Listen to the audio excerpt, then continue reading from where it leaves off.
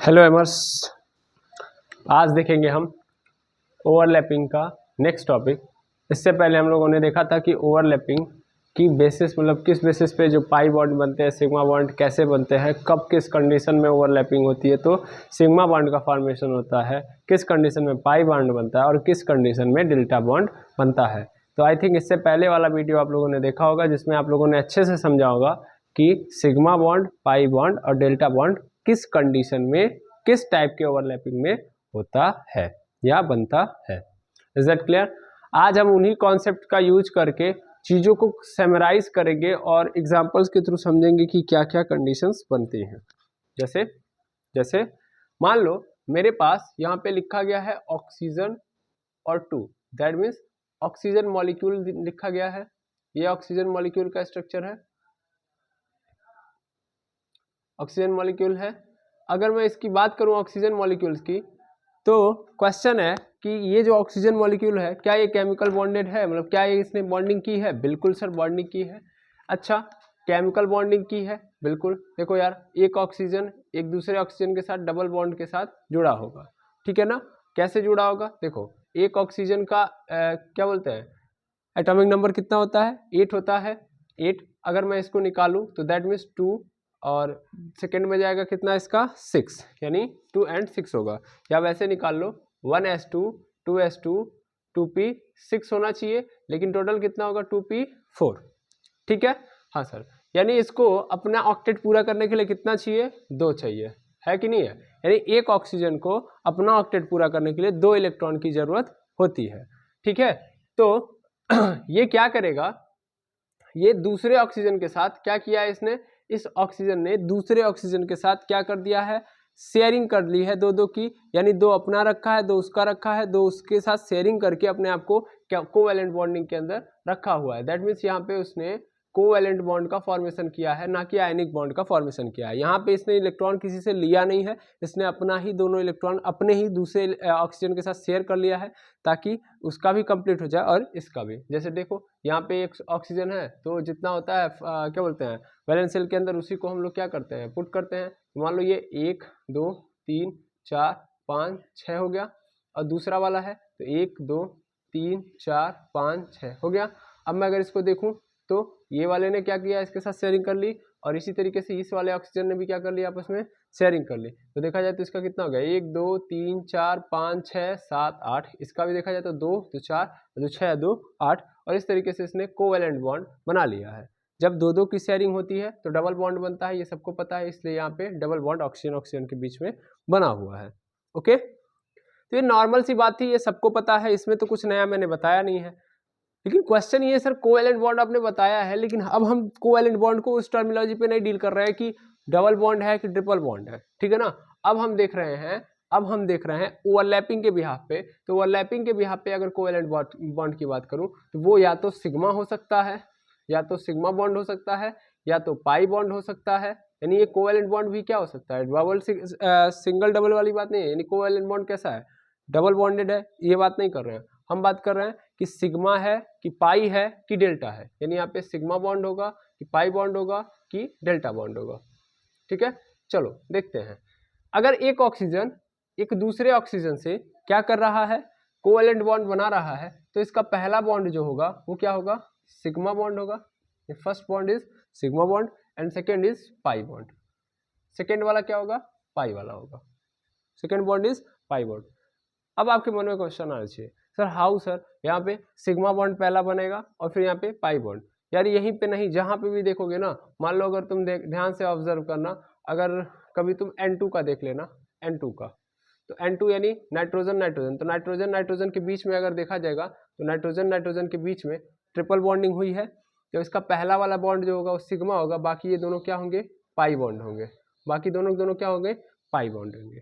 तो क्वेश्चन है मेरा कि सर क्यों आखिर सिग्मा बॉन्ड ऑलरेडी आ जा रहा है और ये कैसे पाई बॉन्ड बन जा रहा है?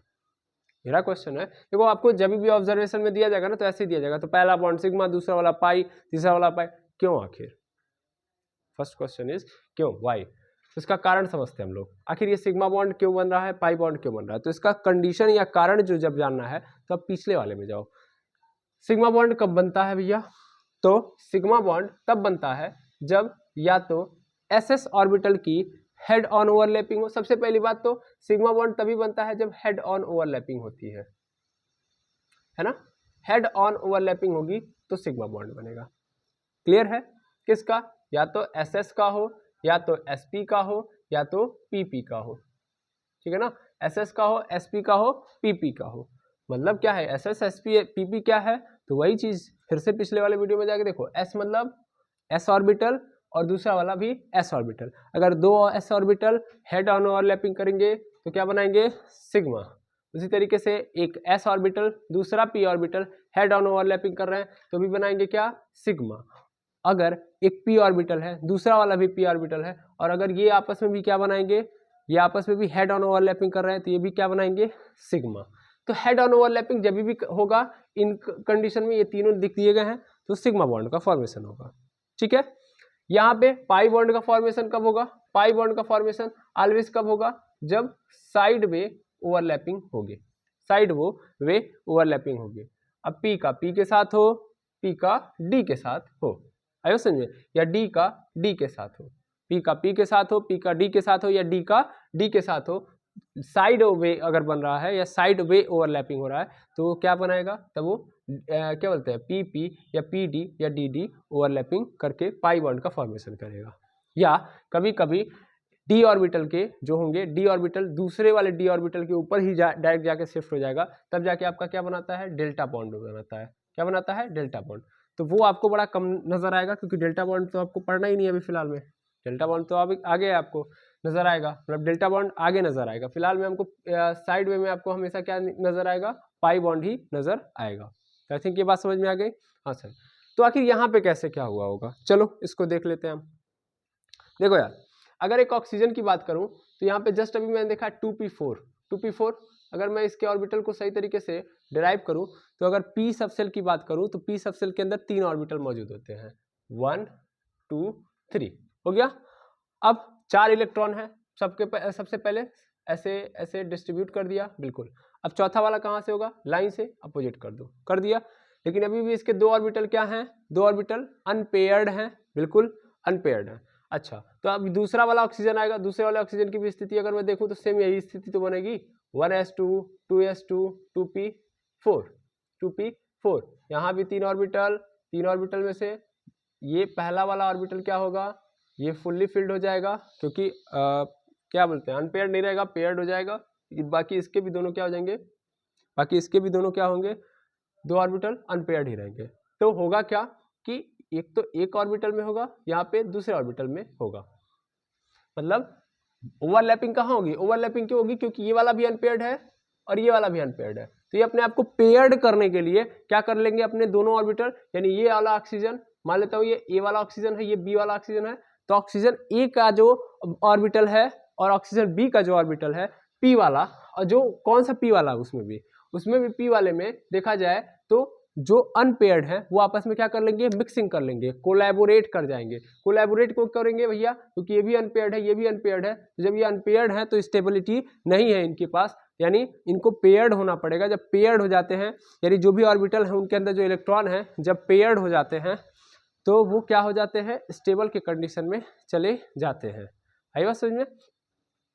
तो इसीलिए क्या कर लेंगे? ओवरलैपिंग। अब होगा क्या अगर देखा जाए ये पी वाले कंडीशन को, तो पी वाले कंडीशन में देखो पी वाला कुछ ऐसे ही बनेगा भाई। इसके पास 3 होते हैं ना, पी एक्स पी वाई। देखो ये ओ वाले ये ऑक्सीजन है, ये एटम है, ये एटम है, और एटम के क्या बोलते हैं, मैं एटम के चारों ओर क्या बना रहा हूँ? एटम के चारों ओर उस पी ऑर्बिटल को डिराइव कर रहा हूँ। ये मतलब ये देखो, ये एक्स एक्सिस वाला हो गया, ये वाई एक्सिस वाला हो गया, और यहाँ से निकलेगा आपका जेड वाला, हो गया जेड वाला।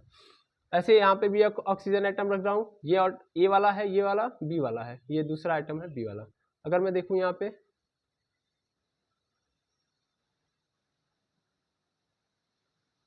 तो होगा क्या? पहले बना लेता हूँ फिर तब देखूंगा क्या होगा। देख लो पहले, ये एक्स वाला, वाई वाला, जेड वाला। अच्छा तुम लोग समझो एक्स वाला, वाई वाला, जेड वाला क्या है। देखो ये वाई वाला ऐसे होगा, ये एक्स वाला ऐसे होगा, एक्स वाला ऐसे होगा, और जेड वाला जो होगा वो कुछ ऐसा होगा। समझ पा रहे हो? दैट मीन्स अगर मैं मार्कर का यूज करूं तो कुछ ऐसी स्थितियां बनेंगी। ये स्थितियां देख लो, ये y वाला है, ये x वाला है, और ये जो आपको नजर आ रहा है ये वाला, ये z वाला। कुछ इस तरीके से स्थिति ऑर्बिटल एक क्या बोलते हैं, एक एटम के पास p वाले ऑर्बिटल जो होंगे कुछ इस तरीके से अरेंज्ड होंगे। ये जो z वाला दिख रहा है वो एक्चुअल में समझ लो बाहर की ओर है, ठीक है ना, और ये x वाला है, ये y वाला है। तो होगा क्या कि देखो एक तो इसका देखना x वाला ध्यान से देखो, ये दोनों ऑर्बिटल आपस में क्या कर जाएंगे, कोलैबोरेट कर जाएंगे, नहीं कर जाएंगे, कोलैबोरेट कर गए और यहाँ पे ये पेयर्ड बना देंगे, इस ऑक्सीजन का भी और इस ऑक्सीजन का भी। ये क्या कर जाएंगे, कोलैबोरेट यानी ओवरलैपिंग करेंगे।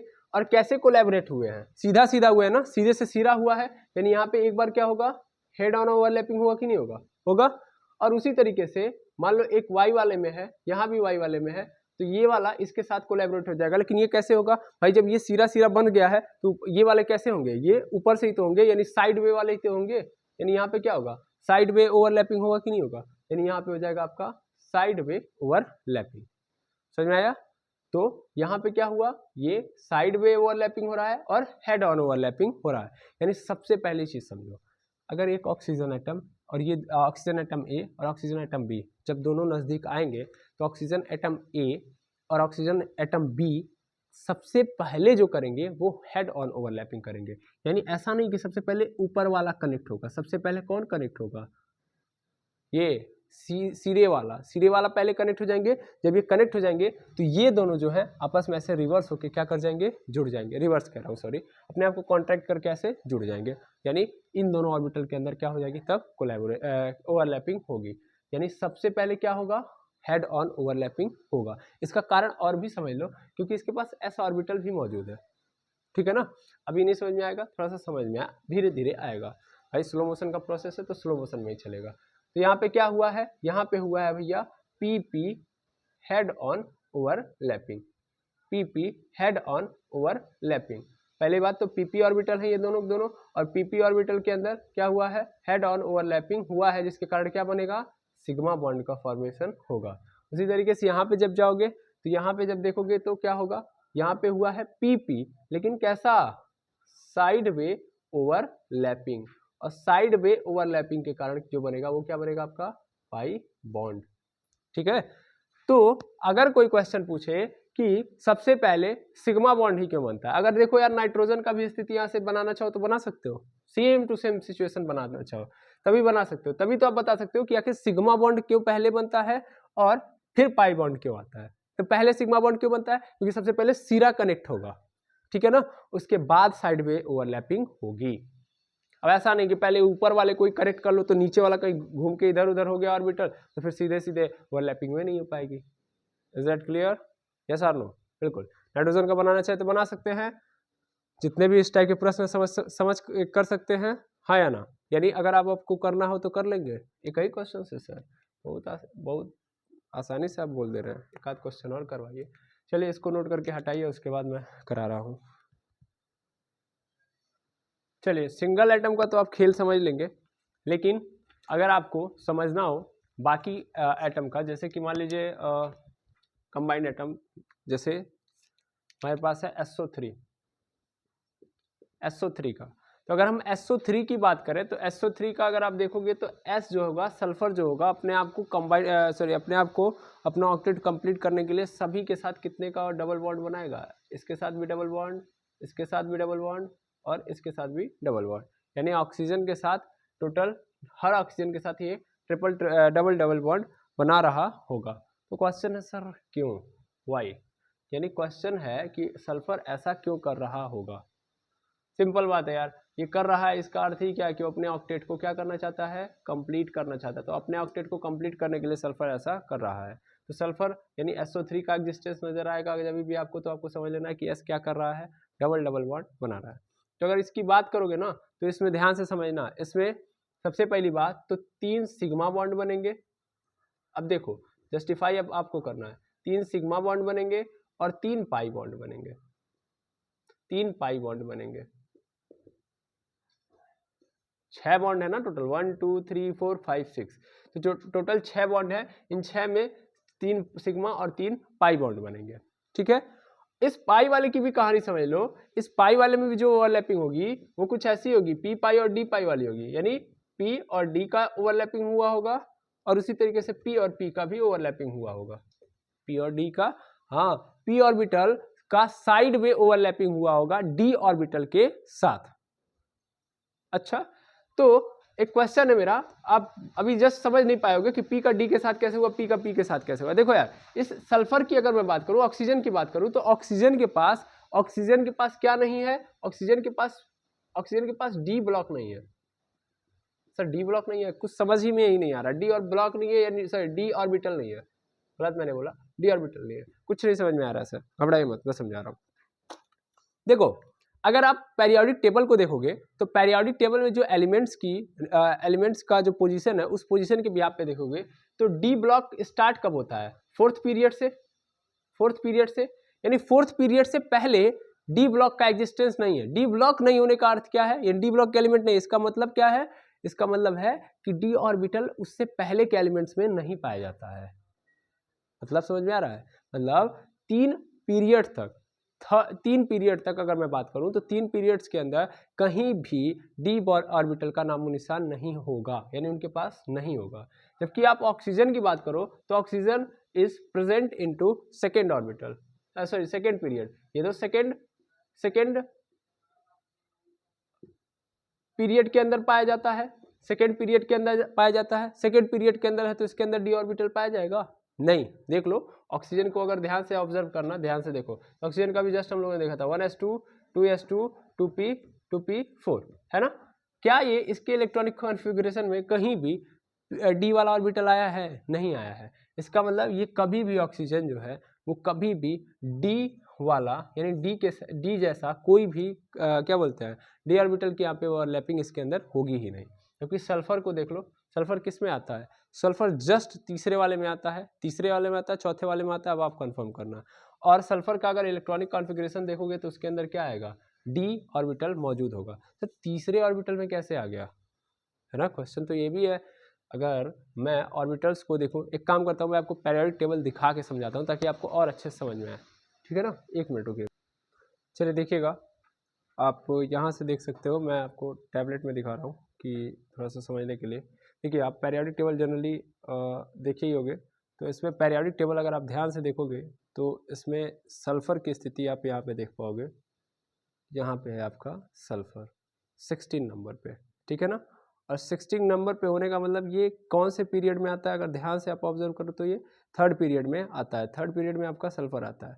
फोर्थ पीरियड से आपका स्टार्ट होता है ये डी ब्लॉक, ये पूरा का पूरा पोर्शन आपका जो दिख रहा है, सॉरी नीचे कट गया थोड़ा सा, मैं यहाँ पे फिर से दिखा दे रहा हूँ। देखो ये रहा सल्फ़र आपका, ये, और सल्फ़र जो प्रेजेंट है वो कौन से ब्लॉक में है, थर्ड ब्लॉक में, आप देख पा रहे होगे, ठीक है। अब यहाँ पे आप देखोगे ये पूरा का पूरा डी ब्लॉक स्टार्ट हो रहा है आपका फोर्थ पीरियड से, और फोर्थ पीरियड में ये पूरा का पूरा डी ब्लॉक है, और सल्फ़र जो है थर्ड ब्लॉक में नहीं प्रेजेंट है, सॉरी फोर्थ पीरियड में नहीं प्रेजेंट है, वो तो उसके ऊपर है। इसका मतलब इसके पहले कहीं भी डी ब्लॉक के एलिमेंट्स नहीं हैं। लेकिन फिर भी मैंने एक बात अभी बोली है जो एक एक्सेप्शन के रूप में नज़र आ रही है, और वो ये है कि सल्फ़र के पास डी ब्लॉक है, और इस कारण सल्फ़र जो है हमारा क्या कर पा रहा है, वो पी पाई और डी पाई बॉन्ड एग्जिस्ट करवा पा रहा है। ध्यान से देखना, मैंने अभी जस्ट बोला पी डी यानी पी ऑर्बिटल और डी ऑर्बिटल का कोलैबोरेशन के कारण पाई बॉन्ड बन रहा होगा। भाई पाई बॉन्ड तो मैंने बताया ना, पाई बॉन्ड का कंडीशन क्या है कि पी का पी के साथ हो जाए, पी का डी के साथ हो जाए, या डी का डी के साथ हो जाए, किसी भी कंडीशन में हो सकता है, या ऐसे इससे भी पाई बॉन्ड एग्जिस्ट हो सकता है, इसके साथ भी हो सकता है, इसके साथ भी हो सकता है, जब हम क्या करेंगे, साइड वे ओवरलैपिंग करेंगे तब। क्लियर है बात, बिल्कुल। मैं ये समझा रहा हूं, अगर आप ध्यान से देखोगे तो सल्फर में कहां से आ गया भाई, सल्फर का अगर देखा जाए 16 तो 1s2 2s2 2p6 3s2 3p6, लेकिन ध्यान से देखना 2 2 4 6 कितना हो गया 10 10 2 12 12 6 18, ज़्यादा से ज़्यादा इसका मतलब कितना होगा, यहाँ पे 4 होगा, यही तो होगा नॉर्मली। अच्छा, इसमें अगर देखा जाए वैलेंस शेल कौन से है, मतलब यहाँ पे 1 वाला फुल्ली फिल्ड है, कोई दिक्कत नहीं है, सेकेंड वाला भी फुल्ली फिल्ड है, कोई दिक्कत नहीं है भाई, थर्ड वाला भी देखो, क्योंकि थर्ड वाले में आने वाले हैं कंडीशन 3s2 3p4 और उसके बाद क्या आता है 3D10, मतलब यहाँ पे आएगा 4s2, फिर आता है, मतलब यहाँ पे आप देखोगे अगर इसके आगे बढ़ोगे तो 4s2, फिर आता है 3D10, ऐसे चल रहा होगा। लेकिन मेरी बात ध्यान से समझो, 3s2 3p4, पहले इसको मैं बनाता हूँ, ये मेरा वैलेंस सेल लेता हूँ, मतलब इसको लेता हूँ क्योंकि ये मेरा बाहरी वाला यही है, इसीलिए इसको लेके आता हूँ। तो सबसे पहले मैं 3s2 को देखता हूँ। 3s2 को अगर देखोगे तो इसके अंदर ऐसे होगी क्योंकि ये फुल्ली फिल्ड है, s ऑर्बिटल इसके फिल्ड है। 3p4 को देखोगे तो इसका मतलब यहाँ पे वही ऑक्सीजन वाली कंडीशन बन रही है, 3 ऑर्बिटल बनाओ, एक यहाँ पे, एक यहाँ पे, एक यहाँ पे, और इसमें एक डाल दो, डाल दिया। तो कुछ इस तरीके से इसका क्या होगा, इलेक्ट्रॉन का पोजीशन फिक्स नज़र आ रहा होगा, यानी इस तरीके से इलेक्ट्रॉन अरेंज नज़र आ रहे हैं। लेकिन ये जनरल स्टेट है, यानी ये ग्राउंड स्टेट है। जब भैया ऐसे नॉर्मली ये ऐसे रहता है, नॉर्मली ये ऐसे रहता है, लेकिन जब ये एक्साइटेड स्टेट में जाता है, जब ये किस में चला जाता है, एक्साइटेड स्टेट में, यही प्रॉब्लम क्रिएट हुई थी और इसी कारण ये पी डी का ऑप्शन आ रहा है। नहीं तो ध्यान से आप ऑब्जर्व करेंगे तो कहीं भी डी ऑर्बिटल है ही नहीं, एकदम नहीं है। तो कभी भी पी ऑर्बिटल का और डी ऑर्बिटल का आपस में कोलैबोरेटिंग हो ही नहीं सकता, यानी आपस में कोलैबोरेशन के थ्रू कोई बॉन्ड बनने के कोई चांसेस नहीं है। यानी पाई बॉन्ड पी पी से तो बन सकता है, पी डी से नहीं बन सकता है अगर हम अभी की स्थिति को देखें तब। लेकिन जब ये इलेक्ट्रॉन जब सल्फर एक्साइटेड स्टेट में जाता है तो प्रॉब्लम कुछ ये होती है कि अगर आप ध्यान से देखोगे यहाँ पे तो डी ऑर्बिटल पूर्णतः क्या है, खाली है। 1 2 3 4 5, 1 2 3 4 5, यानी 5 इस ऑर्बिटल होते हैं डी के अंदर और पांचों के पांचों क्या है इसके अंदर, खाली है। बस होता क्या है कि जब एक्साइटेड स्टेट में दोगे, एक्साइटेड स्टेट क्या होता है भैया, जब हम किसी एटम को क्या दे देते हैं, एनर्जी, यानी जब किसी एटम को मिल जाती है एनर्जी तो जो इलेक्ट्रॉन होते हैं वो अगली कक्षा में जंप कर जाते हैं, यानी अपने से आगे वाले क्लास या अपने से आगे वाले ऑर्बिटल के अंदर जंप कर जाते हैं। बस हुआ भी यही है, जब एक्साइटेड स्टेट में ये सल्फर जाता है तो ये जो क्या बोलते हैं एस ब्लॉक के अंदर या एस ऑर्बिटल के अंदर, आप देखोगे, सॉरी मैं बार बार ब्लॉक बोल दे रहा हूँ, ऑर्बिटल हो रहा है यहाँ पे बात, तो इसके अंदर से ये जो पेयर्ड है वो अनपेयर्ड हो जाएगा। यहाँ पे जो 3p4 था बेचारा वो पेयर्ड था, आपको लग रहा था ना यहाँ पे पेयर्ड था, वो भी अनपेयर्ड, ये भी अनपेयर्ड, ये अनपेयर्ड, यानी पूरा क्या हो जाएगा, टोटली अनपेयर्ड। और अगर ये अनपेयर्ड हो गया तो आखिर ये गए कहाँ, तो ये चले आएंगे, ध्यान से देखिएगा डी वाले में, 1 2 3 4 5, यानी ये चले आएंगे भैया डी वाले ऑर्बिटल के अंदर। जब एक्साइटेड स्टेट में करोगे तो ये दोनों इलेक्ट्रॉन कूद के कहाँ चले आएंगे, डी ऑर्बिटल के अंदर। है समझ में? इस कारण ध्यान से देखो तो अब डी ऑर्बिटल भी कहानी में आ चुका है, यानी स्टोरी के अंदर, नीचे से आ रहा होगा प्रश्न, हाँ, तो डी ऑर्बिटल भी इस कहानी के अंदर एंट्री मार चुका है। है समझ में?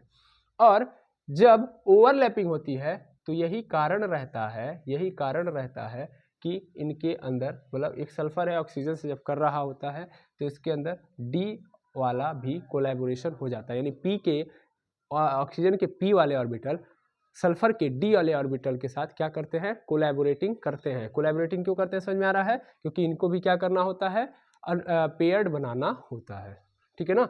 और यही कारण है, देखो 1 2 3 4 5 एंड 6, टोटल 6 अनपेयर्ड नजर आ रहे हैं आपको, इसीलिए टोटल बॉन्ड कितने बने हैं, 1 2 3 4 5 6। Is that clear? Ground state की देखोगे तो मात्र 2 ही बॉन्ड बनाने चाहिए सल्फर को, लेकिन प्रॉब्लम कहाँ से होती है, जब एनर्जी मिलती है सल्फर को तो सल्फर के जो इलेक्ट्रॉन है कूद के चले जाते हैं डी ऑर्बिटल में, और ध्यान से देखो तो सब लाइन से अनपेयर्ड में तो नजर आ रहे हैं, तो सबको पेयर्ड करना पड़ेगा तभी तो स्टेबल होंगे, इसीलिए भैया 6 बॉन्ड बनाता है सल्फर ऑक्सीजन के साथ। क्या बात समझ में आई? ठीक है, तो अब ध्यान से देखोगे तो ऑक्सीजन बेचारा कब कब क्या क्या करेगा, तो ऑक्सीजन के पास तो भैया, मतलब ध्यान से देखा जाए तो ऑक्सीजन कब कब किसके साथ क्या क्या करेगा, तो पहले इसको कंप्लीट करेगा एस वाले को, तो यानी देखो इसके पास ऑक्सीजन को थोड़ा सा ध्यान से ऑब्जर्व कर लेना, अपने आप से समझ में आ जाएगा। ऑक्सीजन का जस्ट देखा गया, ऑक्सीजन का 8 होता है, यानी क्या होगा 1s2 2s2 2p4, यही था ना। और यहाँ पे देखना ध्यान से, यहाँ पे 1 2 3, यानी यहाँ पे फुल्ली फिल्ड होता है और यहाँ पे अनपेयर्ड होता है।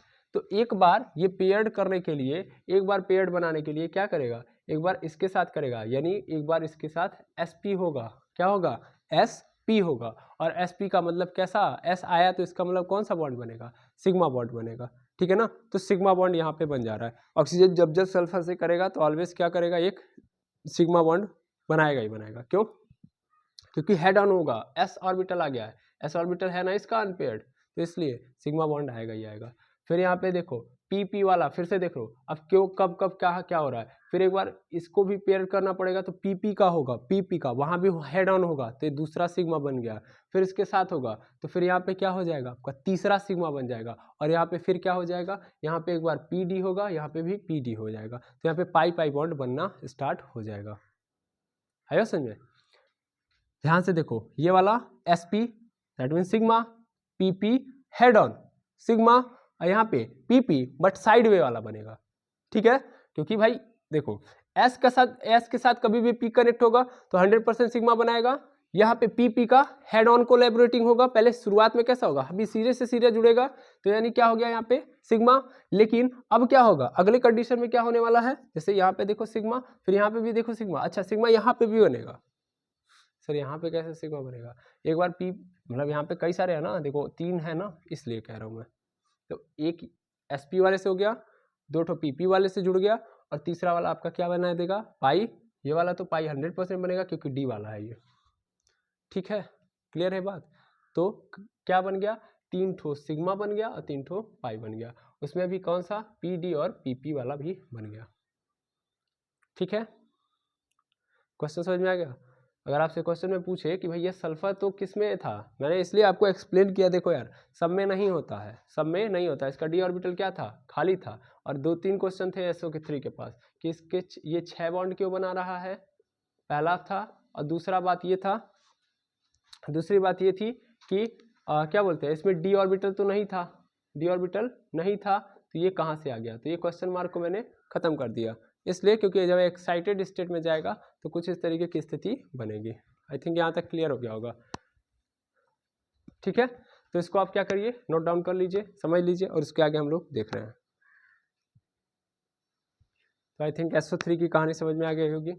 SO3 की कहानी आप एक बार फिर से लिख लीजिएगा। SO3 में जो सल्फर होता है, सल्फर की कहानी थोड़ी सी अजीबोगरीब थी कि भैया ग्राउंड स्टेट में कुछ ऐसा होता है सल्फर कि भैया यहाँ पे 3s2 होता है, वैलेंस शेल मैंने लिखा हुआ है 1 2 3 ऐसे होगा, ठीक है ना। लेकिन एक्साइटेड स्टेट में कुछ ऐसा होगा, कहानी इसका कि भैया यहाँ पे सिंगल हो जाएगा, ये सिंगल हो गया, फिर यहाँ भी सिंगल हो गया, सब सिंगल हो गए, और यहाँ पे डी ऑर्बिटल की उत्पत्ति हो जाती है, क्योंकि ग्राउंड स्टेट में डी ऑर्बिटल पूरा का पूरा क्या होता है, खाली होता है। 3d यहाँ पे 3p है, 3p पे 4, यहाँ पे 3d पे 0 है। आई बात समझ में? यहाँ पे 3p पे क्या हो जाएगा 3, यहाँ पे 3s पे क्या हो जाएगा 1, और यहाँ पे 3d में क्या होने वाला है 2 होने वाला है, यानी 3d 2 हो जाता है। आई बात समझ में? तो 1 2 3 1 2 3 4 5 हो गया। तो ये जो 2 इलेक्ट्रॉन थे वो यहाँ पे चले आते हैं, ठीक है ना।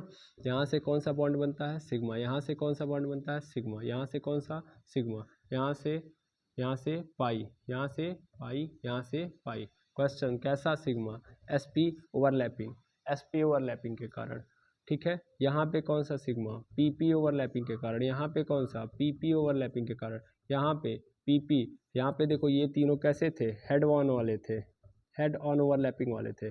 और यहाँ पे PP हुआ है लेकिन साइड वे वाला हुआ है, यहाँ पे PD हुआ है, यहाँ भी PD हुआ है। आई बात समझ, क्योंकि O के पास P है और सल्फर के पास D है।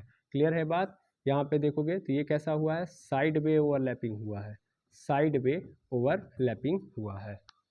तो आपसे कुछ क्वेश्चन कभी कभी पूछ देते हैं कि ये बताइए कि किसमें PD ओवरलैपिंग हो पॉसिबल है, PD ओवरलैपिंग या PD pi overlapping is possible, ठीक है ना। तो NO2 में SO3 में CO2 में किसमें है, तो इसमें PD पाई PD नहीं ओवरलैपिंग हो सकती, इसमें हो सकती है क्योंकि ग्राउंड स्टेट की स्थिति सल्फर की ऐसी होती है। CO2 में पॉसिबल ही नहीं है, यानी इन दोनों में पॉसिबल नहीं है, SO3 में ही पॉसिबल है। आई थिंक ये बात पूरी क्लियर हो गई होगी SO3 की कहानी। अब अगर आपसे कोई क्वेश्चन पूछ दे कि ये बताइए कि अगर ओवरलैपिंग होती है तो किसका बढ़िया होता है, मतलब स्ट्रेंथ किस में ज़्यादा होती है, मतलब मैं बता रहा हूँ। देखो हमारे सामने अगर दे ये बताओ सिग्मा बॉन्ड मजबूत होता है कि पाई बॉन्ड मजबूत होता है, यानी पाई बॉन्ड की स्ट्रेंथ ज़्यादा होती है कि सिग्मा बॉन्ड की स्ट्रेंथ ज़्यादा होती है। एकदम बेवकूफ़ी वाला क्वेश्चन पूछा जा रहा है कि किसकी स्ट्रेंथ ज़्यादा है, पाई बॉन्ड की सिग्मा बॉन्ड। सिंपल बात है, सिग्मा बॉन्ड ऐसे जुड़ा हुआ है, पाई बॉन्ड ऐसे जुड़ा हुआ है समझे। तो ऐसे ज़्यादा मजबूत होगा, head on collaborating, head on overlapping क्या होगी, ज़्यादा मजबूत होगी as compared to sideways overlapping. तो साइड वे ओवरलैपिंग से सिग्मा बॉन्ड की स्ट्रेंथ क्या होगी, ज़्यादा होगी। इस कारण क्या होगा, इस कारण स्ट्रेंथ भी किसकी ज़्यादा होगी, तो वो ज़्यादा होगी हमारे सिग्मा बॉन्ड की। ठीक है, हाँ सर। अच्छा, कभी कभी हमसे बोल देगा ये बताओ अगर पीपी को एक्सियल है, को एक्सियल बॉन्ड, यहाँ पे पीपी, यानी यहाँ भी ओवरलैपिंग हो रहा है, लेकिन कैसा हो रहा है, को एक्सियल हो रहा है, और यहाँ भी पीपी ओवरलैपिंग हो रहा है, यानी कोलेटरल हो रहा है। तो बताओ किसकी स्ट्रेंथ ज़्यादा होगी। यानी हर बार दोनों कंडीशन में ये बोला गया है कि दोनों कंडीशन में पीपी ऑर्बिटल की ओवरलैपिंग हो रही है आपस में, तो कहाँ पे किसकी स्ट्रेंथ ज़्यादा रहेगी, क्वेश्चन ये पूछ रहा है। पीपी की कोएक्सियल वाले की या पीपी कोलेटरल वाले की। तो देखो घुमा रहा है, कोएक्सियल का मतलब हेड ऑन एक्सिस पे हो रहा है, दैट मीन्स हेड ऑन वाला ओवरलैपिंग है। यहाँ पे साइड वे है, आएगा समझ में, तो साइड वे ओवरलैपिंग, ठीक है ना। तो हेड ऑन, क्लियर रखिएगा इस बात को। तो हेड ऑन मतलब ये है आपका सिग्मा बॉन्ड, और साइड वे का मतलब पाई बॉन्ड। तो इसका मतलब कौन ज़्यादा मजबूत होगा, सिंपल है सर, यही वाला मजबूत होगा। क्या बातें क्लियर हैं, बिल्कुल। ऑलवेज याद रखेंगे कि जब भी हमसे बोलेगा कि कौन मजबूत होगा, यानी स्ट्रेंथ किसकी ज़्यादा होगी, तो आप बता दोगे। चलो और देखो भाई, सिग्मा बॉन्ड का फॉर्मेशन तो बहुत सारे कंडीशंस पे होता है। सिग्मा बॉन्ड कब कब बनता है, तो या तो एसएस का हो, या एसपी का हो, या पीपी का हो, है ना। तो ये तीनों कंडीशन में कोलैबोरेटिंग अगर हो रही है, तो तीनों कंडीशन में ये सिग्मा बॉन्ड का फॉर्मेशन हो रहा होता है ना। तो वही सेम कंडीशन है, थोड़ा सा बात समझिएगा। इनमें भी अगर बात की जाए, क्योंकि हम लोगों ने इससे पहले देखा हुआ है, हम लोगों ने देखा हुआ है कि इन तीनों की भी कंडीशन आ जाती है, तो हम लोग चेक करते हैं कि किसका ज़्यादा स्ट्रेंथफुल होता है, किसका स्ट्रेंथफुल नहीं होता है ना। तो वही सेम सिचुएशन हम लोग क्रिएट कर रहे हैं यहाँ पे देखने के लिए। S S S P P P में किसकी स्ट्रेंथ ज़्यादा होती है, पढ़ा है सर, पीपी ज़्यादा स्ट्रेंथफुल होता है एसपी से, एसपी ज़्यादा स्ट्रेंथफुल होता है एसएस से, ये भी पढ़ा हुआ है। अच्छा, अब फिर ये सबसे ज़्यादा होगा अगर पीपी वाला आ गया, तो पीपी, एसपी, एसएस और पीपी। तो पीपी यहाँ से लेके यहाँ तक हेड ऑन वाला है, और ये वाला पीपी कैसा है, साइड वे वाला है। इस बात को समझिएगा, हेड ऑन, ठीक है, क्लियर है बात, यस आर नो, बिल्कुल। तो इतनी बातें हो गई, सब फालतू बातें थी, सब समझ लिया आप लोगों ने। अब हम आगे बढ़ते हैं, और आगे बढ़ते हैं तो ये देखते हैं कि हम इस तरीके से तो बच्चों जैसे खेल तो खेल लेंगे, एसएस मजबूत है कि एसपी मजबूत है कि पीपी मजबूत है, आसानी से समझ लेंगे। लेकिन वह हमको नंबर के साथ दे दे तब, मतलब हमारे सामने ऐसे रख दे, 1s 2p का ओवरलैपिंग हुई है, 2p 2s की ओवरलैपिंग हुई है, या से बोलो 2s 2p की ओवरलैपिंग हुई है, 2p 2p की ओवरलैपिंग हुई है, 3s 3p की ओवरलैपिंग हुई है, ठीक है। इनमें से बताओ कौन ज़्यादा स्ट्रेंथ है, मतलब कहाँ पे ओवरलैपिंग तगड़ी हुई है।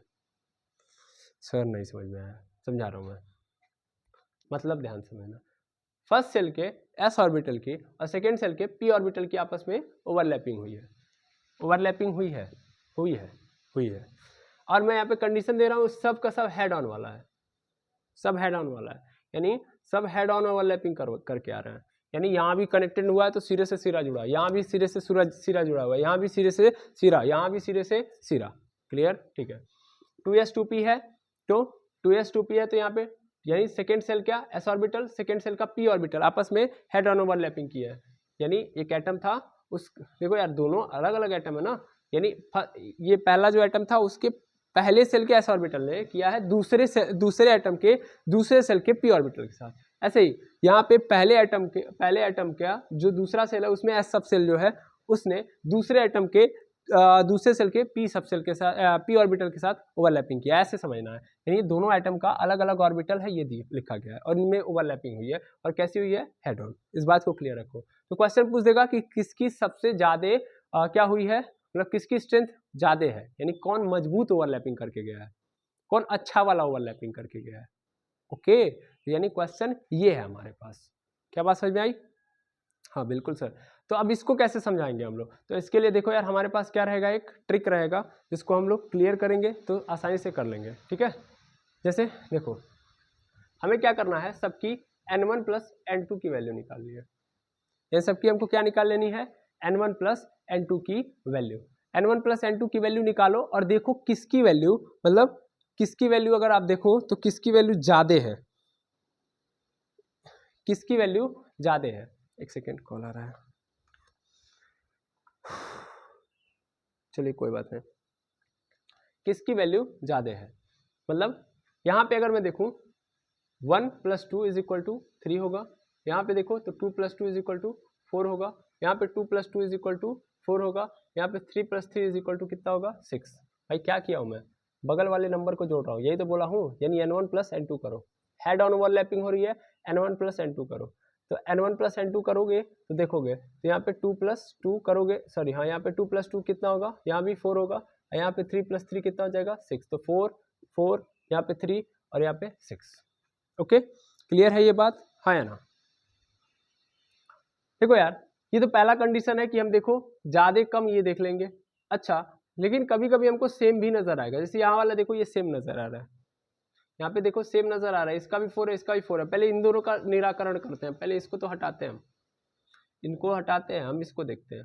देखो अगर हम ध्यान से देखें तो ये दोनों के दोनों क्या है, सेम है। अब इन दोनों अगर सेम है तो ध्यान से कंडीशन देखो ना, ये sp हुआ है, ये pp हुआ। अभी जस्ट देखा गया है कि pp वाला ज्यादा स्ट्रेंथफुल होता है एज कम्पेयर टू sp, यानी इसकी स्ट्रेंथ क्या होगी, ज्यादा होगी, यानी ये वाला ज्यादा स्ट्रेंथफुल होगा एज कम्पेयर टू यहाँ पे, यानी यहाँ पे जो ओवरलैपिंग हुई है उससे ज्यादा मजबूत वाली ओवरलैपिंग यहाँ पे हुई है। क्लियर है ये बात? हाँ सर, अभी समझ में आ रहा है। हाँ, यहाँ पे क्या बोलते हैं, अच्छा वाला ओवरलैपिंग हुआ है, स्ट्रेंथफुल ओवरलैपिंग हुआ। अब कहानी इन दोनों में पड़ती है। तो देखो n1 प्लस n2 की यदि तुम बात करोगे, n1 प्लस n2 तो क्या है ये सर बता रहा है सेल के बारे में, यानी आप सेल को जोड़ रहे हो। एक्चुअल में तो आप नंबर ऑफ सेल जोड़ रहे हो ना, और अगर नंबर ऑफ सेल जोड़ने पे ज्यादा वैल्यू आ रही है, मोर वैल्यू आ रही है, इसका मतलब आप बाहरी सेल को जोड़ रहे हो।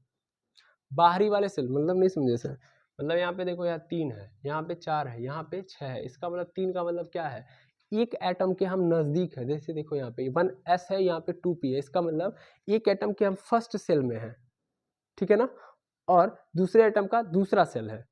तो ध्यान से देखा जाए तो यहाँ पे दोनों एटम कुछ ज्यादा ही नजदीक नहीं है, एक एटम के एकदम पहले सेल के पास दूसरा वाला एटम जाके ओवरलैपिंग कर रहा है। ठीक है, तो अगर ऐसे ओवरलैपिंग हो रही है, यानी जितना हम नजदीक रहेंगे, एक चीज समझो तुम, जितना नजदीक रहेंगे एटम के, यानी अगर ज्यादा वैल्यू है तो दूर है हम, यानी जो एटम की ओवरलैपिंग हो रही है वो थोड़े दूर दूर सेल में हो रही है। जबकि अगर n1 प्लस n2 की वैल्यू कम है, इसका मतलब ये बता रहा है, लेस है, तो इसका मतलब ये बता रहा है कि वो नजदीक है। क्या है, नजदीक है। और नजदीक का मतलब क्या है, नजदीक का मतलब यह है कि जितना आप एटम के सेल के नजदीक रहेंगे, उस कंडीशन में आपको ये समझ लेना पड़ेगा कि क्या की उसकी एनर्जी कम होगी। जितना दूर जाओगे एटम के सेल की एनर्जी बढ़ रही होगी, एटम के सेल की एनर्जी बढ़ रही होगी, यानी नजदीक हो तो एनर्जी कम और दूर हो तो एनर्जी ज़्यादा। है समझ में, यानी ओवरलैपिंग हो रही है तो ऐसे सेल में हो रही है जहाँ पे एनर्जी जिस सेल में ज़्यादा है। क्लियर है बात? ध्यान से देखो, यहाँ पे ज़्यादा ही बाहर सेल हैं, यानी पहले एटम का भी तीसरा सेल चल रहा है, दूसरे एटम का भी तीसरा सेल चल रहा है, यानी दूर है, यानी उनकी एनर्जी भी उस सेल में ज़्यादा होगी ना एज कम्पेयर टू इन लोगों से, है ना। इस यहाँ पे एनर्जी उस सेल में ज़्यादा होगी, और जब ज़्यादा एनर्जी होगी तो उस कंडीशन में ओवरलैपिंग क्या होगी, ओवरलैपिंग क्या होगी, कम होगी। यानी ध्यान से देखो, जब एनर्जी ज़्यादा तो ओवरलैपिंग अच्छी नहीं होगी, आपको भी पता है। ओवरलैपिंग कराने का मतलब एनर्जी को कम करना, तो एनर्जी कम तभी होगी जब पहले ही से कम है। पहले से क्या होगी, पहले से अगर कम है तो अच्छी ओवरलैपिंग होगी। अब पहले से ही इतनी ज़्यादा है तो ओवरलैपिंग क्या दिक्कत होगी कि नहीं होगी, यानी एनर्जी डाउन नहीं हो पाएगी। वही चीज़ अगर एनर्जी ज़्यादा तो एनर्जी ओवरलैपिंग अच्छा नहीं होगा, यानी कम होगा ओवरलैपिंग, और जबकि एनर्जी कम तो ओवरलैपिंग ज़्यादा है, इसका मतलब अच्छा ओवरलैपिंग होगा। समझ पा रहे हो? तो n1 प्लस n2 का मान देखना है, अगर बराबर है तब तो हेड ऑन वाला भी जस्ट कंडीशन समझाया हूँ, पीपी से स्ट्रेंथफुल किसके, पीपी सबसे ज़्यादा स्ट्रेंथफुल होता है, फिर एसपी वाला होता है, फिर एसएस वाला होता है। ठीक है, इस कंडीशन से निकाल लेना। और अगर सेम नहीं हो तो ये देखना किसका कम है, जिसका कम है तो इसका मतलब वो नज़दीक है तो एनर्जी कम है, और एनर्जी कम है तो ओवरलैपिंग ज़्यादा होगी। बढ़िया, क्योंकि एक एटम की जितना हम नज़दीक रहते हैं या एक एटम से दूर जाने के लिए आपने सुना ना अभी जस्ट कि हम एक एटम को एनर्जी देंगे तो उसके इलेक्ट्रॉन अगले वाले में कूद जाएंगे। काहे कूद जाएंगे भैया? अगले वाले में एनर्जी ज़्यादा होती है। जब उसको एनर्जी मिलेगा तो उसमें फिट होना चाहेगा ना भाई। हमारे पास पैसा रहेगा तो हम कहाँ झोपड़ी में रहेंगे? नहीं ना, हम जाएंगे महलों में रहने के लिए। महलों में क्यों रहने जाएंगे? या ऐसे सिंपल समझो, अगर मेरे पास पैसा नहीं है तो मैं नॉर्मल कहीं भी जाऊंगा तो ठेले की दुकान पे कुछ भी खा लूंगा, लेकिन मेरे पास जब पैसा आ जाएगा तो मैं भाई VIP रेस्टोरेंट ढूंढूंगा, उसी में जाऊंगा पैसा खर्च करने के लिए। सेम टू सेम इलेक्ट्रॉन के साथ होता है। जब तक पैसा नहीं होता भैया वो ठेले पे जाके क्या करता है? जो मन करता है खाता है, यानी उसको भूख लगी तो ठेले से ही खा रहा है। लेकिन जिस दिन उसके पास पैसा हुआ, यानी एनर्जी तुमने दे दिया, तो एनर्जी दोगे तो वो कहाँ जाएगा? अगली कक्षा में क्यों जा रहा है? क्योंकि अगले वाले अमीर हैं, है वो समझ में? अगले में एनर्जी ज़्यादा है, यही कारण है कि वो अपने आप को फिट बैठाने के लिए तो रेस्टोरेंट पकड़ेगा, VIP होटल्स पकड़ेगा। ठीक है, क्लियर है बात? बिल्कुल। तो अगर सेम है, सिंपल मैं बोल रहा हूँ, लिखना आपकी जिम्मेदारी है कि अगर सेम है तो इस चीज को फॉलो कर लेना, अगर सेम नहीं है नॉट सेम तो क्या कहानी देखना है कि अगर जिसकी कम है यानी जिसका कम है उसके अंदर ओवरलैपिंग ज़्यादा, यानी N1 + N2 की वैल्यू जिसकी कम है उसके अंदर ओवरलैपिंग ज़्यादा होगी। तो इसमें सबसे कम किसकी है? इसकी है, यानी सबसे अच्छा वाला इसका होगा। क्लियर है ये बात? किससे? इससे तो बढ़िया ही होगा, है कि नहीं है? यानी इसको पहले लेके आओ, दैट मीन्स 1s 2p, उसके बाद इससे बढ़िया किसका होगा? 2p का, फिर इससे बढ़िया किसका होगा? उससे बढ़िया होगा 2s 2p का होगा, और फिर सबसे खराब किस में होगा? 3s 3p में।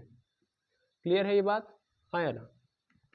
तो आई थिंक मेरी पूरी बात समझ में आ गई होगी कि अगर आपको बच्चों वाला खेल नहीं दिया जाए, ये पहला केस था, केस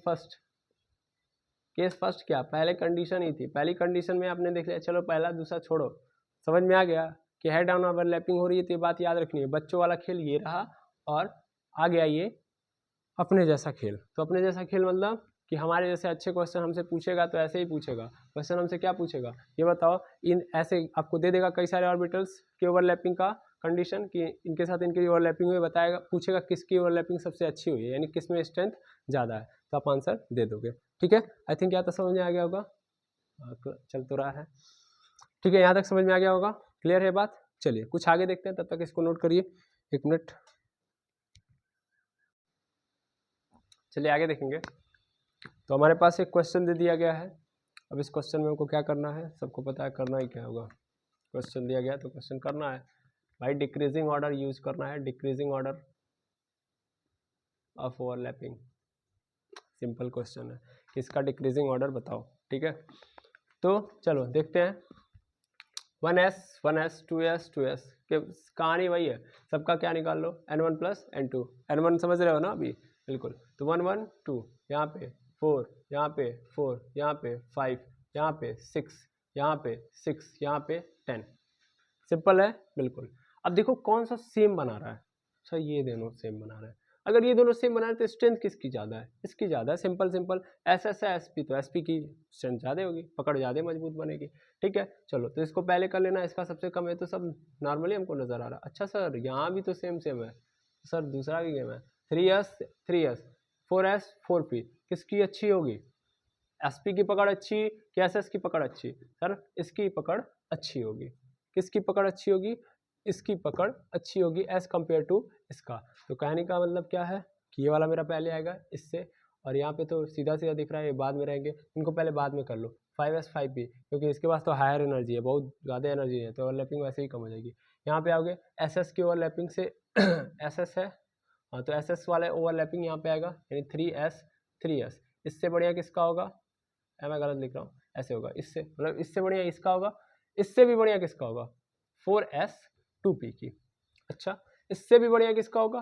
2s 2p की, सॉरी 3p की। ठीक है, इससे भी बढ़िया किसका होगा? इन दोनों में सबसे बढ़िया किसका होगा? सर इससे बढ़िया तो इसका होगा, है ना, और इससे बढ़िया इसका होगा, है ना। थोड़ा सा मैं जानबूझ के फंसा रहा हूँ क्योंकि इजी क्वेश्चन था, इसीलिए मैं जानबूझ के उल्टा चल रहा हूँ, देखता हूँ किसको आता है। ठीक है, इससे बढ़िया किसका होगा? तो इसका होगा 2s 2p की, और इससे भी बढ़िया सबसे बढ़िया किसका होगा? तो 1s का। ठीक है, मैं उल्टा चला हूँ, सीधा चल रहा हूँ। सीधा क्या है? सबसे कम किस में हुआ है, सबसे कम, यानी सबसे कम N1 + N2 की वैल्यू कौन दे रहा है, ये दे रहा है, यानी इसमें ज़्यादा ओवरलैपिंग है, ओवरलैपिंग की स्ट्रेंथ क्या होगी, सबसे ज़्यादा इसमें होगी, ठीक है ना। ये कह रहा है डिक्रीजिंग ऑर्डर बनाना है, डिक्रीजिंग ऑर्डर का मतलब ही क्या होता है, जिसमें ओवरलैपिंग ज़्यादा हो रही है उसको पहले रखो, जिसमें ओवरलैपिंग कम हो रही है यानी ओवरलैपिंग की स्ट्रेंथ कम है उसको लास्ट में रखो, यही तो कह रहा है, तो इसी को पहले रखूंगा, 1s। अच्छा, इससे ये सबसे ज़्यादा स्ट्रेंथफुल होगा, यानी सबसे ज़्यादा स्ट्रेंथ इसी के पास होगी। अच्छा, उसके बाद 2 के बाद क्या आता है, तो भैया 2 के बाद यहाँ पे देखा जाए तो 4 आएगा, 4 में इससे मतलब बढ़िया अब किस में होगी, अब ये हो गया, अब इससे कम किस में होगी, लेकिन बाकी से बढ़िया होनी चाहिए, तो इसमें होगी, यही तो आएगा 2s2p, 2s2p, हाँ 2s2p। अच्छा, इससे कम किस में होगी, 2s में होगी, इससे कम किस में होगी, इससे कम सर होगी यहाँ पे 2s3p में, इससे कम किस में होगी 3s में होगी, इससे कम किस में होगी 4s2p में होगी, इससे कम किस में होगी तो 5s5p में होगी। बतिया हुआ है, या कन्वा इसे पकड़ो चाहे वैसे, बात एक ही है। तो ये तो क्वेश्चन आपका हेड ऑन पे था, आप आराम से कर लोगे, आई थिंक आपको क्लियर हो गया होगा, अगर नहीं क्लियर होगा तो बता दीजिएगा, मैं नेक्स्ट लेक्चर में आपको पुनः इस चीज़ को एक्सप्लेन कर दूंगा। तो इस चीज़ को आप क्या करिए, नोट कर लीजिए। फिर आगे हम देखते हैं साइड वे ओवरलैपिंग की कहानी, ठीक है। तो साइड वे ओवरलैपिंग भी देख लीजिए, उसके बाद ये टॉपिक क्लोज हो जाएगा, डिस्क्लोज हो जाएगा, उसके आगे हम नेक्स्ट बात करेंगे। तो साइड वे ओवरलैपिंग की बात अगर मैं करूँ तो साइड वे ओवरलैपिंग का मतलब क्या होगा, अभी हेड ऑन का देख लिया कंडीशन, वैसे यहाँ पे देखो, अगर लिखा हो 2p पाई, 2p पाई, यहाँ पे 2p पाई, और यहाँ पे लिखा है 2p पाई, 2p पाई, 3p, सॉरी 3d पाई, समझ रहे हो ना। सेकेंड सेल का p ऑर्बिटल सेकेंड सेल के p ऑर्बिटल के साथ ओवरलैपिंग कर रहा है एक एटम में, मतलब दो एक अलग एटम है, यहाँ पे ए वाला आइटम है, ये बी वाला आइटम है, यहाँ भी ये सी वाला आइटम है, ये डी वाला आइटम है। तो सी वाले आइटम का सेकेंड सेल में जो पी ऑर्बिटल है वो बी वाले एटम के तीसरे सेल, बी वाले एटम के तीसरे सेल के डी ऑर्बिटल के साथ ओवरलैपिंग कर रहा है। किसकी स्ट्रेंथ ज़्यादा होगी, कहानी वही करो सर, N1 + N2 निकालो ना, N1 + N2 निकालो, सिंपल, 2 2 कितना हो गया 4, यहाँ पे क्या मिल रहा है 4, यहाँ पे कितना मिल रहा है 2 3 5, भाई यहाँ पे तो क्या होगी, खराबी होगी, क्योंकि इसकी कमजोर होगी, क्योंकि यहाँ पे N1 + N2 की ज़्यादा है, क्योंकि एनर्जी तब ज़्यादा होगी, एनर्जी ज़्यादा तो ओवरलैपिंग कम, यानी इसकी बढ़िया होगी। अच्छा, ये तो पहला हो गया, दूसरा थोड़ा समझना, मैंने यहाँ पे चेंज किया, थोड़ा जल्दी जल्दी ऑब्जर्वेशन के थ्रू बता दे रहा हूँ, क्योंकि वैसे भी आज थोड़ा सा बड़ा हो गया लेक्चर, हल्का सा हुआ है, 1-2 सेकेंड आगे पीछे हो सकता है। 2p पाई 3d पाई है, तो 2p पाई 3d पाई की अगर मैं बात करूँ तो इसको आगे मैं लेके चलाऊँ तो 2p पाई, इसको लेके आ जाओ आगे 3d पाई, और यहीं पे सेम सिचुएशन में मैंने कर लिया 2p पाई 3p पाई, सेम सिचुएशन है 2p पाई 3d पाई, 2p पाई 3p पाई, यहाँ पे 3d के जगह पे 3p पाई डाल दिया। ओके, अब क्वेश्चन हो गया फिर से कि इनमें किसकी अच्छी स्ट्रेंथ वाली ओवरलैपिंग हुई है, किसकी स्ट्रेंथ ज़्यादा है, किसकी स्ट्रेंथ ज़्यादा है सर, यहाँ पे देखा जाए तो 5 है, यहाँ पे देखा जाए तो 5 है, इस बार N1 + N2 से तो डिसाइड नहीं कर सकते तुम, हाँ नहीं कर सकते, ये बात सही है। तो कैसे डिसाइड करूँ मैं, डिसाइड करने का तरीका हमको दो, क्या का तरीका है, किसकी अच्छी होगी। अगर नॉर्मली मैं बोल दूं बिना कुछ सोचे समझे तो मैं बोलूँगा इसकी अच्छी होगी, इसकी खराब होगी, अरे सर इसकी अच्छी हो गई, अभी यहाँ पे आप N1 + N2 से देख रहे थे, पहली बात तो यहाँ पे डी ऑर्बिटल है, यहाँ पे पी ऑर्बिटल है, पी की तो अच्छी होती है पी डी से। अभी क्या किया जाए, अभी ध्यान से देखना बहुत जरूरी है। यहाँ पे देखो 2p पाई और 3d पाई लिखा है, यहाँ पे 2p पाई लिखा है, यहाँ पे 3p पाई लिखा हुआ है, ठीक है, इसको समझना बहुत जरूरी है। ये कमजोर होगा, ये बहुत वीक होगा, बहुत कमजोर होगा, इतना कमजोर होगा कि एग्जिस्ट पे नहीं कर पाएगा, एग्जिस्ट नहीं कर पाएगा, जबकि ये एग्जिस्ट कर जाएगा एज इजिली देन दिस, इससे अच्छे से ये एग्जिस्ट कर जाएगा। इसका कारण क्या है, इसका कारण बहुत ही आसान है, ध्यान से देखो। अगर हम जब भी एक, ध्यान से देखोगे तो समझ में आएगा, एक एटम को उठाते हैं जिसके पास केवल और केवल क्या है, p वाले ऑर्बिटल हैं। देखो अभी इससे पहले मैं करा चुका हूं तो टेंशन मत लेना, थोड़ा सा ध्यान से सुनना क्योंकि कहानी थोड़ी सी अजीबोगरीब होगी, ठीक है। तो समझो, इस एटम के पास x एक्सिस पे p होगा, x एक्सिस पे p बना दूं मैं, एक्स एक्सिस पे पी बना दिया मैंने, फिर वाई एक्सिस पे भी होगा और एक जेड एक्सिस पे भी होगा, ऐसे यहाँ पे भी होगा वाई एक्स, और एक्स के साथ कोलैबोरेटिंग भी अच्छी हो जाएगी जेड। हो गया, बन गया। आपका बहुत नमूना टाइप में बनाया है, ठीक है, मैं समझ रहा हूँ आपकी बात को। ध्यान से बस देखिएगा, मेरी ड्राइंग पे मत जाइए, मुझे पता है मैं ड्राइंग बहुत शानदार बनाता हूँ, इसलिए मैं अपनी तारीफ खुद कर लेता हूँ। ध्यान दीजिएगा कि यहाँ पे एक एटम है, यहाँ पे दूसरा एटम है, तो दोनों एटम के अंदर ये ऑर्बिटल आपस में चाहे तो इजीली कोलैबोरेट करेंगे, हेड ऑन कोलैबोरेटिंग हो जाएगी, यानी हेड ऑन बन जाएगा पी, बिल्कुल। जब क्योंकि सबसे पहला पी ऑर्बिटल में क्या होगा, हेड ऑन होगा, हेड ऑन ओवरलैपिंग होगी, हेड ऑन ओवरलैपिंग होगी, तो हेड ऑन ओवरलैपिंग हो गई। यहाँ पे सिग्मा बॉन्ड बन गया, हमको पाई से मतलब है, यहाँ पे हमारा काम सिग्मा नहीं बनाना, हमारा काम है पाई। अब थोड़ा ध्यान देना, तो ये नजदीक नजदीक लग गए हैं, आराम से हो गए। तो पाई जब बनाना होगा तो साइड वे से साइड वाला होगा, साइड से साइड करवा लो।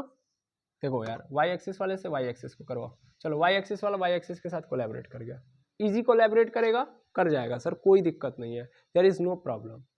नजदीक है तो नजदीक है, तो एक बात बताइए, एक व्यक्ति है, ऐसे समझिएगा जैसे दो लोग हैं, मेरे पास तो दो लोग हैं नहीं, दिक्कत है, मैं अकेले हूँ यहाँ पे, तो एक लोग यहाँ पे है, तो एक लोगों ने क्या किया ना, ऐसे हाथ पकड़ा दूसरे का, ये दूसरा वाला व्यक्ति है, ये दूसरा वाला व्यक्ति है, उसका हाथ ऐसे पकड़ लिया, सॉरी ध्यान देंगे, ये मेरा हाथ है, ये दूसरे वाले व्यक्ति का, वो साइड में ऐसे खड़ा है, ऐसे समझ लो मेरे बगल में खड़ा है, मैंने उसका हाथ ऐसे पकड़ लिया, उसने अपना हाथ दिया, फिर मैंने क्या किया, अपने सर के ऊपर से एक हाथ दिया, क्या तुम अपना वाला उधर से, वो ऐसे ही तुम अपना हाथ दो, तो उसने उधर से भी दिया, तो मैंने इधर से भी पकड़ लिया, उधर से ऊपर से भी उसका हाथ ऐसे पकड़ लिया, दिख रहा हूँगा मैं, बिल्कुल। अच्छा, लेकिन सपोज कर लो, ये तो इजी है, तब इजी है जब नजदीक हो, थोड़ा सा दूर चले जाते हैं, दूर मतलब मैं अपना पूरा हाथ ऐसे फैला दे रहा हूँ, ध्यान से देखना है मेरी बात को, मैं ऐसे पूरा हाथ फैला दे रहा हूँ, यानी इतना दूर आ गया, ऐसे वो भी अपना हाथ पूरा फैला दे रहा है, यानी इतने मतलब एक एक हाथ की मैंने दूरी ले ली, एक हाथ मैंने बोला देखो ये मेरा हाथ है, मैंने एक हाथ फैला लिया, अब ऐसे ही तुम भी अपना एक हाथ की दूरी ले लो, और हम दोनों का हाथ जो होना चाहिए एक एक हाथ की दूरी पे होना चाहिए। समझ पा रहे हो, मतलब मेरी बॉडी जो है मेरे एक हाथ से, और मेरे एक हाथ के बाद उसका एक हाथ, फिर उसकी बॉडी, वैसे ही उसकी बॉडी, फिर उसका एक हाथ पूरा का पूरा, एक हाथ की लंबाई, फिर मेरे एक हाथ की लंबाई, और फिर जाके मैं ऐसे खड़ा हो गए, यानी दूर दूर हो गए अब हम लोग। मैं कहूं क्या हेड ऑन कोलैबोरेटिंग हो सकता है, यानी हेड ऑन ओवरलैपिंग हो सकता है, बिल्कुल हो सकता है, ठीक है। मैं थोड़ा सा क्या करूंगा, ऐसे हाथ, ऐसे उसका हाथ टच करना चाहूंगा, आराम से टच कर लूंगा, ठीक है, सॉरी, हाथ टच कर लिया उसका, ऐसे पकड़ना चाहूँ पकड़ लिया। अब ध्यान देना, ये तो सिग्मा बॉन्ड बना है, पाई नहीं बना है, पाई कब बनेगा, जब मैं ऐसे हाथ लेके जाऊंगा। अब मैं कहूंगा बेटा चलो, पहले वाले कंडीशन में हम नजदीक थे, ऐसे हाथ पकड़ाया तुमने, ऐसे हाथ पकड़ाया, मैंने हाथ पकड़ाया और ऊपर से कर लिया, हेड ऑन भी हो गया, साइड वे वाला भी हो गया। लेकिन जब हम दूर चले जाएंगे तो हेड ऑन वाला तो हो गया, पकड़ लिया, लेकिन ऊपर वाला नहीं हो पाएगा, है बात समझ में, क्लियर है बात, यस सर। यानी दूर जाने पे पीपी के अंदर कोलैबोरेटिंग नहीं हो सकती है, कोलैबोरेशन नहीं हो सकता है, ठीक है। ये जो मैं यहाँ पे एक्स एक्स, देखो यहाँ पे जरूरी नहीं कि केवल पी एक्स वाला, सॉरी एक्स एक्स वाला हो, वाई वाई वाला हो, जेड जेड वाला हो, मैं यहाँ पे कह रहा हूँ कि यहाँ पे टेंशन मत लेना। डंबल होता है, डबल डंबल शेप होता है ना इसका, या तो एक्स या तो वाई एग्जिस्ट करेगा, या तो जेड एग्जिस्ट करेगा, मैंने जानबूझ के यहाँ पे बना दिया है तीनों को, तो टेंशन मत लेना। क्या मेरी बात समझ पा रहे हो, मैंने क्या बोला, मैंने ये बोला कि दूर जाओगे जब तो sideways overlapping is not possible, ठीक है ना, वो तो क्या हो जाएगा, बहुत दिक्कत खड़ी कर जाएगा। यानी यहाँ पे जब मैं दूर चला जाऊँगा, ध्यान से देखना, नज़दीक था तो इजी था, लेकिन यहाँ पे मैं दूर चला जाऊँगा, अगर मैं अब दो ही बनाऊँगा, जेड नहीं बनाऊँगा, नहीं तो कन्फ्यूज़न होगा, ठीक है ना, ये दो ही बनाऊँगा। यहाँ पे मैं आ गया, थोड़ा सा मैंने दूर बना लिया इसको यहाँ भी इसको भी दूर बना लिया, से इसको भी बना लिया, लेकिन थोड़ा सा इसको भी बड़ा बना लो, इसका इसके साथ, ये इसका इस ऑर्बिटल के साथ ओवरलैपिंग इज़ नॉट पॉसिबल, बहुत ही रेयर चांसेस में होगा, यानी इसीलिए क्या बोला हूँ मैं, बहुत वीक होगा। यानी पी का जब पी के साथ जा रहा हूँ मैं, तो दूर जाने पे, यानी जब बड़ा हो रहा है सेल, तो दूरी बढ़ रही है, एक ऑर्बिटल के दूसरे ऑर्बिटल के साथ, तो उस दौरान साइड में ओवरलैपिंग नहीं होने के चांसेस बन रहे हैं। तो सर पी का डी के साथ क्यों बन रहा है? पी का डी के साथ बनने का कारण ही यही है क्योंकि डी जो होता है वो बाबू डबल वाले शेप में चला जाता है, ठीक है ना। क्या पी वाला डंबल होता है, तो डी वाला डबल डंबल होता है, यानी उसके पास तो चार चार होते हैं ना, एक बार में चार होंगे, तो कहीं से भी वो टेढ़ा वाला पोर्शन, टेढ़े टेढ़े वाले पोर्शन, टेढ़े टेढ़े वाले पोर्शन आपस में कर लेंगे कोलैबोरेट, उनके होने के चांसेस ज़्यादा हैं। जब झुक गए हैं, अब ऐसे हाथ फैला के चल रहे हैं ऐसे, तो उनमें क्या है, ऐसे चल रहे हैं, ऐसे टेढ़े होके, समझ पा रहे हैं। डी वाले टेढ़े हैं जबकि पी वाले एकदम क्या है, सीधे हैं, यही प्रॉब्लम है, ठीक है। तो दूर जाने पे ओवरलैपिंग क्या होगी, कमज़ोर होगी। आई थिंक ये पूरी बात समझ में आ गई होगी, यस आर नो? बिल्कुल सर। तो अगर ये पूरी बात समझ में आ गई होगी तो लिख लीजिएगा कि क्या क्या कंडीशन इसके अंदर बन रहे हैं। पीपी वाला, पीपी बॉन्ड जो होता है दूर जाने पे कमज़ोर होता है। डायग्राम आप खुद अपने मन से बना लीजिएगा, ठीक है ना, कारण लिख लीजिएगा। थिंक यहाँ तक समझ में आ गया होगा। तो अगर कोई भी डाउट हो, क्योंकि अभी मैं आगे ख़त्म नहीं किया हूँ ओवरलैपिंग, थोड़ा सा और पढ़ाऊँगा अभी ओवरलैपिंग में, अभी थोड़ा सा क्या, अभी बहुत कुछ पढ़ाना है, ठीक है। तो अभी आज तक जितना बताया है, उसके बाद कल मैं आऊँगा तो पहले शुरुआत में एक चार्ट बनवाऊँगा, चार्ट बनवाने के बाद वो चार्ट खाने वाला नहीं है, ठीक है ना, पढ़ने वाला है, समझने वाला है। तो जो आज का पढ़ा हुआ है पूरा, वो कल सेमराइज करवाऊँगा। पहले आज पूरा पढ़ लेना, कल पुनः शुरुआत में आके सेमराइज कराऊँगा, फिर उसके आगे बढ़ूँगा, ठीक है ना। तब तक के लिए अगर कोई भी डाउट, कहीं भी किसी भी पॉइंट पे डाउट हो तो ज़रूर कमेंट सेक्शन में बताना, या टेलीग्राम चैनल पे आप लोग बताइएगा, ठीक है। और कोई भी त्रुटि हो तो माफ़ करिएगा, माफ़ नहीं करना है, तुरंत बता दीजिएगा, ओके। तो आज के लिए बस इतना ही, thank you very much averse.